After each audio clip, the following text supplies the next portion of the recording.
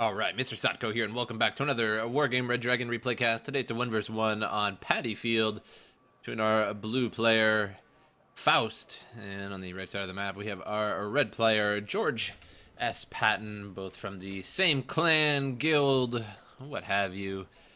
And again, it is Paddy Field, so we got the straight road going straight to your opponent's base, which is ever so fun to cheese push.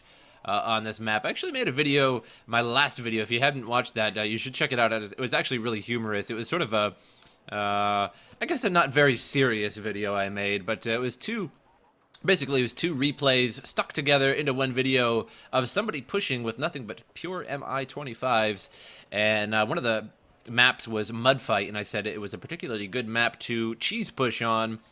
Not that I really encourage that thing, but it is, sometimes pretty funny to do. But this is the other good map to cheese push on. As you can see, there's a road going straight to your opponent's base, and you pretty much can take that road all the way up and then straight over, and sometimes overwhelm your opponent with various means. But the battle should begin here shortly. Both sides now moving out. Once again, Faust, the blue player, George S. Patton, the red player, Faust, the #1 ranked player on the ladder, and George S. Patton is the second, or as far as I know, at least upon casting this, it is, of course, always subject to change, but that doesn't necessarily mean they're the best players in the game, but it certainly means that they are the highest ranked in the, on the ladder. So it is what it is, and Faust moving out with a Japanese deck, or a mixed deck, rather, as he has plenty of various things and nations in his, and it appears that George S. Patton using a Russian deck. So a mixed deck for Faust, Russian deck for George S. Patton. Nonashiki here, stopping some troops, trying to get into that line, and the Spetsnaz Gru do take out those Shikis, though. So going to drop off these Jaegers and then bring them to the edge there. And those Spetsnaz Gru should be able to take out those Jaegers. That will be a pretty good fight, but there is a lot of things behind that that should be able to take that out. This is a very, very, very important wood line on this map. And now Patton here, moving forward here. He's got a couple SU-122-54s. Very, very classic maneuver. Those SU-122s only cost 15. They do heat damage and have 7 AP power and 5 HE, so they do wonders against troops. Not so much against armor. Minimum, of course, of 1 damage with that heat round, but other than that, not that great. Over here, have a battle going on. VDV busting out of their BTRDs, and now going at it with Jaeger here, so a fairly even battle going on over there. We'll see how that turns out in just a moment. And it looks like Patton's push has been thwarted for the most part here. There isn't really too much left. A K-29 blasting away at anything moving up there. MiG-21 pushing forward here and didn't really get anything done by the looks of it. And just really gotten mangled by those two Rolands there. Meanwhile, Faust is still controlling the wood line here. Again, a very important place. You usually put ATGMs of some sort there, Gonus Drelkis, something, what have you, in this area here, and it works really, really well. And usually a nice heavy tank in this area, and then when anybody tries to push, you just pretty much get destroyed doing so. K1 trying to push forward here. Optical failure and firing computer and stabilization. That K1 is completely garbage right now and just needs to back out of there, and is doing just that. But can he make it out of there? That is a question, and no, he cannot. Those two T-70B1s finish him off. Jaegers over here not lasting much longer. The VDV, slightly superior troops, because they are VDV, of course, did beat those Jaegers, along with the help of those SU-122s. So Patton sort of winning the right side, question mark, and ANZ, or rather Faust, winning the left side here. Both of them are ANZ, so that'd be silly to say. BTR 80 here, hitting up this Gazelle, and who will, apparently the Gazelle will not last very long. The question was answered before I even got to ask the whole question. Now 3 A1Gs here moving up with Jaegers, more than likely inside there, and Fusiliers going at it with the VDV. Only 2 VDV left, so those will not last much longer here, and if they continue moving over to the right, we'll be able to take out those SU-122s. or rather just one SU-122. I pluralized that, but there's just one of them. And the Bradley CFV here firing away. And the expensive standalone Bradley, this isn't the one where troops come in. As you can tell the difference just because, of course, the cost. And that they have 12 TOW-2 missiles. And the ones that the infantry, the riflemen come in, only have 4, I believe. Only 4 TOW missiles. And these ones have 12. And the TOW-2 missiles are pretty fierce. I mean, 25 AP power is pretty good. Not the best in the game. Certainly not the worst in the game. Pretty intimidating TOW missiles. And the Jaegers have busted out of their A1G, split them up, and now pushing across here. SU-122 going to give some hassles to this A1G. A1G gets slapped by that SU-122 heat round and is now finished off. Now going after this other A1G that's just sort of being a patsy, a fall guy, if you will. He's just kind of just going over there. He's just having a good time. He's kind of scouting and sort of distracting that SU-122 while these Fusiliers move up on it. But I think George S. Patton realizes something is up, and he's just going to be backing out of there. And here comes an AH-1J and finishes that off. I think the Fusiliers actually finished it off there. They got close enough to use those Law 80s. And took that out. So far, 0-0. George S. Patton actually has the lead, although it sort of, at the moment, looks like he does not have the lead, as Bravo is more so Faust, and Golf is entirely Faust as well. And neither side really bringing in any CVs just yet. I do not see any on the map, so we'll have to see about that in just a moment. And if you guys didn't see my last video, I apologize if turning the camera here stutters a little bit for you guys. It does not for me, but it does in the video. And the reason that is because for some reason recording this game takes an unbelievable amount of processing power from my computer. Other games do not, even games that are even more demanding than this one do not. It just happens to be this game, because when you go to record this game, you actually have to hit Control-Alt-Delete, and then it will show up in your task manager, and then OBS can actually physically find the game. Otherwise, you have to record via monitor capture, and monitor capture is, well, pretty much total shit for recording.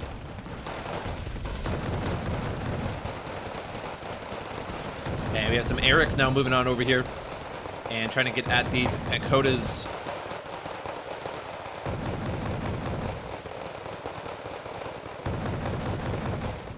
And Jaeger's backed out momentarily.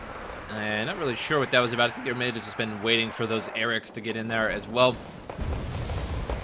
And there they go. The Erics blasting away at those Pakotas. They can't fire those. Stay close. At troops. At anything they want. And Jaegers and Erics probably not going to last much longer. These Pakota are a little bit too close together and keep getting stunned by those Erics. So if they were just split up just a little bit, they would last a little bit longer. Golf still completely empty, and Hotel, no CVs. And if A&Z were to bring in some CVs now, he could capture these. But again, easier said than done, as I like to say. Just because you're using so many forces, and every little dollar that you can spend, or whatever you want to call the resources, it has to go for troops rather than for your CV. Because if you buy the CV, then that was about 100 or 110, 120, whatever it particularly costs, that you could have spent on troops to stop your opponent from pushing at you. So sometimes again, that is a little easier said than done to get CVs out onto the field. And a mistake a lot of people make is just to get CVs right off the bat and then capture things, and then they don't have enough to actually hold off their opponent. Harrier now flying overhead, and Paveways coming on in and slamming that. I believe that was a T-72 there. And Pakota's pushing up BTR 90s with those 30mm frags, firing into the town of these Jaegers here. It looks like they're not actually firing the frags so much. There they go. Just now started to fire them. And K1 now flanking from the side a little bit here, but there's some Pakotas. They're going to try and take care of that, but KV, or K1, backs up. I guess I've been casting a little bit too much Company of Heroes. And as soon as I see the K1, I think KV1, which I would love to see a World War II mod of this game. I would love to see that. That would be amazing, to see tigers out and about, tigers hidden in the woodlines firing at T-34s. T-34s would be funny because they're already in this game, and they would just sort of get transferred over to the mod, I suppose. It'd be very interesting. I suppose all the values would have to be somewhat different, and it would just be very, very interesting. I think it would be a lot funner, as there wouldn't be any like jets and things like that that would be sort of, you know, flying too fast, and it would just be very, very fun. I would like to see that indeed. Tilt 0-0-18 for Faust. 14 for Patton. UAZ now coming into play here, and I'm assuming that's going for Alpha. It unfortunately, when you're on this side of the map, when you go to send things over here, it will actually go all the way over here, then up through the road, and then over that way. And then going up there, the problem is sending your troops up there automatically like that, is that they're really, really vulnerable right here. If there's any kind of air power or any kind of tank push coming up here, or anything really, any kind of unforeseeable thing that I'm talking about. Talking is hard too. And UAZ now going into Alpha. But again, as you can see, all the units typically go all the way up here, then go over, and then go to the action, instead of going over this way, which technically would be a little bit longer, apparently, but would be way, way safer to do. So I actually dislike being on this side of the map. I really do. I feel that this side is a little bit easier, but again, any reasonably good players like these two, this map is obviously evened out. But if you're the kind of player like me, you prefer to be on this side because it's just so much easier to send your troops up this long, straight road that makes it all the way to battle. You don't even have to worry about it. It's pretty much click and forget, and then you can deal with your units as you will. And the Pakotas are pushing pretty strong here in Bravo. Now, Faust has been completely pushed out of Bravo. Now he's sort of in the area in between the proverbial South Korean, North Korean DMZ between Bravo and Charlie here. And a jet is taken out and going to crash somewhere here. And I really hope it's going to crash into something. Is it going to hit that STRF? No, a little too far. But always fun to see something crash in Wargame. A very rare event, but really, really damages your units when that happens.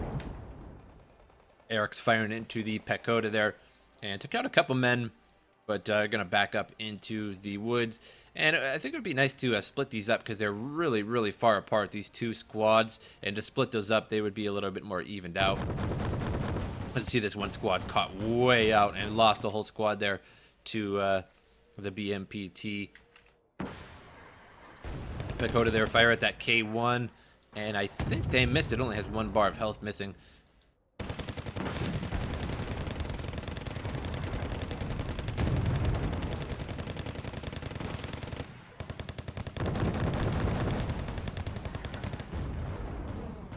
K1 really needs to back out of there. Only 3 bars of health left on that. And not too much fuel at that, although I suppose that's not really too much of a worry right now. The big worry is the 3 bars of health left.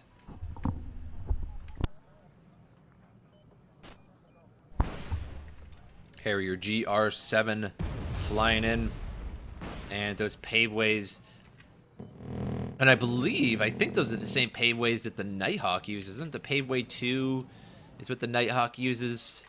Question mark. I'm sure you guys would all know immediately, but the paveway does do a lot of damage. I believe it's all HE, but even the Harrier, I think, fires 4 of them at a time, and so if you hit a tank with them, it's pretty much screwed because of the 20 HE power. Hitting 4 times on a tank, you can't really take that kind of heat. And whereas the Nighthawk fires 2 of them, and so if you hit like a T-72 B1, sometimes you can take them out completely. Sometimes should be able to take out a T-72 B1. Not really sure. It's a good question. But they do a lot of damage to tanks regardless. But the super heavies it won't take out in just one go. But the Harrier is much better at that with the, of course, the double the firepower, double the fun. Double mint gum. You guys remember those commercials? Double mint gum commercials. Double mint gum, and there was always like some twins or something like that, and it was like really fun and exciting, the commercials, and everybody was really happy and fun. And there is the Harrier again, and paveways pretty much nothing. Hits some of those pagodas there. I think I maybe had taken some of those men out. Not really sure. Didn't see how many were there beforehand. Jaegers moved into the town there, but now it's still going to be subject to attack. And doing pretty well, actually. Not really. The 272 backed up, and the BMPT K1 just really can't catch a break here. It just repaired a little bit there. And now needs to back up again and repair again. I think it took some damage. Gornostruckies attempted to fire at it, but I think they missed it, but the Pagodas might have hit it. And the Pagodas do 17 AP power, and the frontal armor is 17, so I think it only does 1 damage to that K1 per hit. And now the Gornostrucky under attack from the K1 there. +1 advantage for Patton, as he did capture Alpha and Bravo and Echo here, whereas Faust has captured not as much. He's captured Charlie and Hotel, but he does not have Golf. And that is the defining difference right now. If Golf were to be captured, here he goes with the Jupiter now going to release those CV troops, and that'll even it up to 0-0, but Patton did get that advantage, and so he's going to have to do something. He's going to have to get rid of one of Patton's, or Faust rather, will have to get rid of Patton's CV somewhere in one of these in order to start gaining points once again, or at least neutralize it. That would also work, but that's going to be very, very, very hard to do with all these Pagodas, VDV, D72 up here. That's all going to have to be cleared out first. And there are 2 CVs in Alpha. I'm not sure if that was intentional or not, but he does have 2 CVs in Alpha here, which is always a good idea if you fear that you're going to lose a territory. However, this is not really the best setup, in my opinion, because if this UAZ was taken out, it's really easy to find that UAZ. If you were just pushing up troops there, you would find that UAZ anyway. So it would be more like you'd want to put one in the back and one over there, or one in the town back here, and then one over, in here. That is a little too far up to be of a useful second CV, if you will. It's going to get taken out anyway if that area gets pushed. But it doesn't look like that's going to happen really anytime soon, as these Jaegers are having trouble. Now there's 2 K1s up here, so we'll see what these 2 K1s can do. But both of them are savagely injured, mechanically broken, whatever you really want to call it. 2 K1s, both below half health. Well, this one is just half health, and this one is just below. VDVs strike the front end of that K1 there, I do believe, and took yet another bar, or perhaps they missed it, not really sure. It does do 24 AP power, so it should have done more than that. I think they just missed it. But now another K1 is up here, so 3 K1s, and I think this is definitely what he needs up here, is to take out anything up front. The T-72 is now gone from Patton. The 2 Rolands have been brought up, and he definitely needs more supply as well. Some more supply vehicles would do wonders right now. I gotta watch out for those VDV. The RPG-29 is super, super good. One of the best anti-tank RPGs in the world. Quick fact, the American Army, after leaving Iraq and retraining the Iraqi Army, after Operation Iraqi Freedom, which is a very sarcastic title. We're not going to get into that, but they refused to let the Iraqi army buy RPG-29s because if the Iraqi army were to fall and America would have to come in there again and go to war once again, they fear that the RPG-29s would fall into the wrong hands, because the RPG-29 is more than capable of taking out any super heavy tank in modern history, modern times. There are actually plenty of videos online of the M1 Abrams being destroyed by the RPG-29. However, those videos you do need to take with a grain of salt, because those videos that you see the M1s getting destroyed are Iraqi M1A1s and Iraqi M1 Abrams. Sorry, I kind of got caught up on myself. And we didn't give them the good stuff, if you will. I'm using quotation fingers right now, the good stuff. So we didn't give them the depleted armor, depleted uranium armor, and the chobum armor.